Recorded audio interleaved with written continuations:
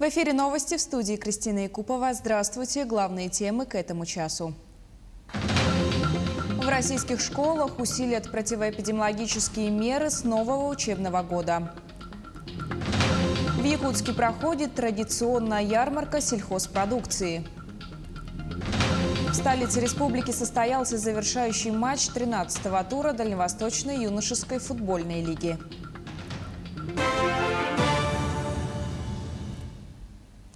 144 новых случая коронавирусной инфекции выявлено в Якутии за сутки. В Якутске 88 заболевших, в Нерюнгринском районе 7, в Мирнинском 6, в Хангаласском районе 4 случая. В Алданском, Амгинском, Мигино-Кангаласском, Намском и Чурапчинском районах по 3 инфицированных. В Вилюйском, Нербинском, Алекминском, Среднеколымском и Сунтарском районах по 2. В Абыйском, Алайховском, Булунском, Верхневилюйском, Горном, Жиганском, Кобяйском, Ленском, Момском, Аймиконском, Татинском, Усть-Алданском, Усть-Майском и Эвено-Бутантайском районах по 1 случаю заболевания. За сутки лабораториями республики проведено 4162 исследования на коронавирусную инфекцию. Противоэпидемиологические меры будут усилены в российских школах с 1 сентября. Об этом заявил министр просвещения Сергей Кравцов. Это проводится для того, чтобы обеспечить здоровье учеников и учителей. Только соблюдение мер позволит продолжить учебный год в очном режиме, заявил Кравцов, добавив, что все школы готовы к приему 17 миллионов школьников. Он также отметил, что планов по переводу учебы в дистанционный формат нет. Меры по повышению защиты в школах и других образовательных учреждениях были проработаны совместно с властями регионов. Данный вопрос находится на постоянном контроле министерства. 10 лет медсестры и санитарки носят беременных и рожениц буквально на руках. Дело в том, что в единственном родильном доме Хангаласского улуса вот уже 10 лет неисправен лифт. Медперсонала, это в основном женщины, вынуждены сами носить тяжелых больных или постоперационных женщин с этажа на этаж на носилках. Почему лифт не ремонтируют и долго ли это будет еще продолжаться, узнавала наш корреспондент Виолетта Засимова. Здание Покровского роддома построили в 1998 году.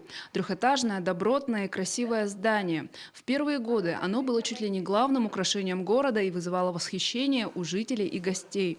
С тех пор прошло 23 года. Сейчас, подойдя к роддому, можно увидеть неприглядную парадную лестницу с побитой плиткой, а внутри здания, если присмотреться, заметны обветшалости. Но самое главное – боль как персонала, так и пациенток – неисправные лифты. К нам поступила девушка экстренно. Входить нельзя ей было с кровотечениями. Лифт не работает. Оказалось, что 10 лет уже не работает. А гинекология находится в 3-м этаже. Больную поднимали хрупкие медсестры на руках. Персонал уже смирился и просто делает то, что должны делать. По словам персонала, первый лифт перестал работать в 2008 году, второй – в 2012 году. Были попытки починить их, но безуспешно. Конечно, вызывали и электриков, ремонтников, и пытались они ремонтировать. Сказали, что по тем временам требовалось 1,5 миллиона, сумма озвучивалась, а сейчас на полную замену требуется 7 миллионов рублей. Вот. То есть они уже неисправны? Они неисправные, полностью надо заменять. В здании роддома еще ни разу не проводился капитальный ремонт, лишь местами косметический. Помимо неработающих лифтов, необходимо обновить систему теплоснабжения. Об этом говорит и сам персонал. Также роженицы жаловались, что в зимнее время дуют из окон. Спасают ситуацию теплые полы. Мы, конечно, пытались, и когда кандидаты в депутаты приходили разных уровней, ну и администрация, районы и так далее, чиновники другие тоже, когда были у нас на встрече приходят, мы им все время, конечно, задаем этот вопрос. И пытались тоже они найти выход, но, видимо, сумма очень большая. Но страдания рожениц и акушерок не продлятся долго. По словам руководства Хангаласской центральной районной больницы, роддом стоит в списке на капитальный ремонт в следующем 2022 году. Объемы и источники финансирования пока неизвестны. Телеканал «Якутия-24» продолжит следить за развитием событий. Виолетта Засимова, Федор Тарасов, Хангаласский улус.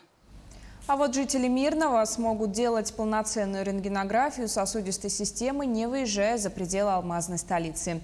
Мирнинская центральная больница закупит аппарат-ангиограф. Также в планах у руководства приобрести аппарат МРТ и оборудование для хирургических операций.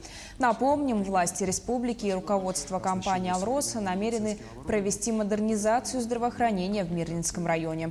Эффект ожидают получить к 2025 году. Это расширение в местных больницах спектра услуг и их качества. Также в Айхальскую больницу поступит травматологическое, офтальмологическое, физиооборудование и оборудование для лучевой диагностики. Учреждения Светлого и Чернышевского купят аппараты УЗИ. Перейдем к лесопожарной обстановке в республике. За сутки ликвидировано 7 пожаров общей площадью около 88 тысяч гектаров. Был обнаружен один пожар площадью 2 гектара в Мирнинском районе. Принимаются меры по тушению 7 пожаров на площади более 168 тысяч гектаров на территории 4 районов. Из них локализовано 2 на площади около 67 тысяч гектаров на территории 2 районов. Особое внимание уделено Усть-Майскому району, где в настоящее время силами лесопожарных формирований МЧС России, в том числе авиации, идет тушение 4 возгораний. В тушении задействованы 494 человека и 35 единиц техники. Угрозы населенным пунктам и объектам экономики на сегодня нет. Традиционная сельскохозяйственная ярмарка проходит в Якутске. На ней широко представлены мясо, рыба, молочные товары, свежие сезонные овощи и даже мед. При этом вся продукция перед реализацией проходит необходимый санитарный контроль, и товары проверяются на соответствие нормам качества и безопасности. Ярмарка будет проходить до наступления сильных морозов каждую субботу и воскресенье в районе Старого города с 10 до 17 часов. Сегодня представлено из Чурапчинского улуса, Усалданского, Мегино-Кангаласского улуса. На следующей неделе ожидаем поступления говядины и жеребятины, в том числе конины, из Намского, Горного районов и Хангаласского районов. А также хотелось бы сказать то, что 1-2 сентября у нас в Якутск прибывают большие теплоходы. Соответственно, на следующих выходных мы ждем вас с большим ассортиментом свежевыловленной рыбы. Якутский фильм «Нучча» режиссера Владимира Мункуева получил «Хрустальный глобус» в конкурсе «East of the West». «Нучча», будучи единственным попавшим в международный фестиваль в Карловых Варах фильмом из России, сразу стал победителем. Также «Нучча» в Таллине победил в программе Works in Progress в категории Post Production Awards. Картина снята по мотивам произведений Вацлава Сирашевского, польского писателя и этнографа. Первая парусная регата в России была проведена в Финском заливе 8 июля 1847 года. В ней приняли участие 7 судов. В Якутии первая парусная регата состоялась гораздо позднее и датируется июлем 2019 года. Сегодня акватория Белого озера заставила переживать, соревноваться и, конечно, ловить дух приключений. Подробности проведения детских парусных соревнований узнавала наш корреспондент Надежда Саханская. Пока теплые летние деньки остаются нашими воспоминаниями, у ребят в возрасте от 6 до 15 лет есть отличная возможность пройтись под парусом в рамках регаты, которая проходит на Белом озере. Парусные гонки на самодельных плавсредствах, управление судном, которое ориентируется лишь на направление ветра. Все это детская регата в рамках проекта «Строим швертботы Оптимист». Сегодня будет, получается, у нас отборочный тур, потом будет полуфинал у них, и потом уже в финале мы выявим победителей. Ребята будут ходить по кругу, по треугольнику, по 3 буям, вот, по 3 круга. И кто первый приходит, того и фиксируем. Мечты Тома Сойера поплыть на отдельном судне, построенном своими руками, для некоторых ребят становятся самой настоящей реальностью. За время проекта дети самостоятельно построили 10 яхт. Здесь сами строят яхты, ремонтируют, их теория проходит. А сейчас это тоже все их яхты самодельные? Или это Да, это все они за 2 года построили по проекту. Сама регата проходит в несколько этапов по 3 круга каждый. Соревнования всегда напряженные, но крайне захватывающие. Сегодня ветер совсем другой, так что будьте внимательны. Сейчас уже на буй по-другому идти. Парусный спорт – это не только романтика странствий, но и серьезная подготовка, которая развивает выносливость, чувство реакции и умение принимать быстрые решения. Свежий ветер, свобода, жажда приключений – вот что манит мальчишек и девчонок. И все это они могут получить на занятиях по управлению яхтами. Надежда Саханская, Джулустан Иннокентьев, Якутск.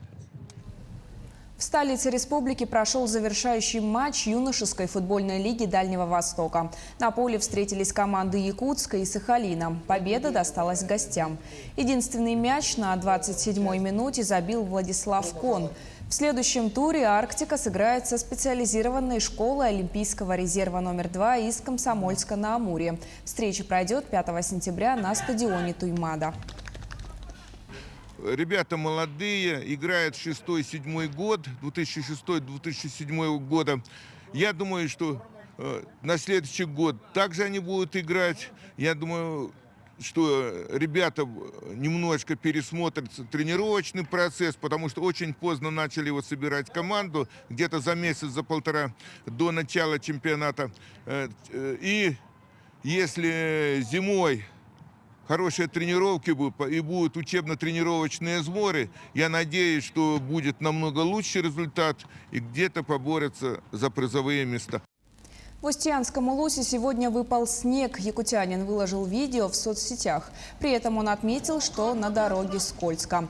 А между тем завтра в столице республики ожидается до плюс 21 градуса и утренний туман. Ночью преимущественно без осадков. Ветер юго-западный 2,5 метров в секунду. Температура плюс 2, плюс 4. В конце дня небольшой дождь. Ветер северо-западный 5-10 метров в секунду. Температура плюс 19, плюс 21. На этом все. Мы следим за развитием событий.